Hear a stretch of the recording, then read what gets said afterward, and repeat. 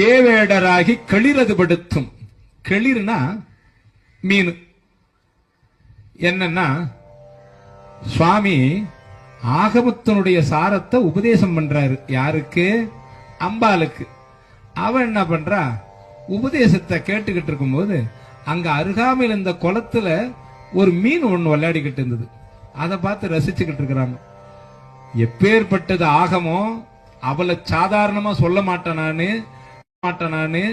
நான் உனக்கு சொல்லும் பொழுது நீ அவ்வளவு கர்வமான முறையில மீனை பார்த்திருந்தியா? நீ அதையே பிடிச்சு உண்டு வாழக்கூடிய பரத குலத்தை போய் சார்ந்துட்டு மீனவர்களுடைய இனத்துல அம்பால பிறக்க வச்சுட்டாரு சபிச்சு. என்னாச்சு? அங்க இருந்து அம்மாவுக்கு இந்த சாபம் கொடுத்துட்டாங்களேன்னு கோபப்பட்டுடுச்சுங்க. யாரு? 2 குழந்தையும். அதுங்க 2 என்ன பண்ணுச்சு, இந்த ஆகமத்தினாலதானே வந்த வேணான்னுட்டு அவர்கிட்ட இருந்த ஆகமத்தை வாங்கி சமுத்திரத்துல எரிஞ்சிடுச்சுங்க.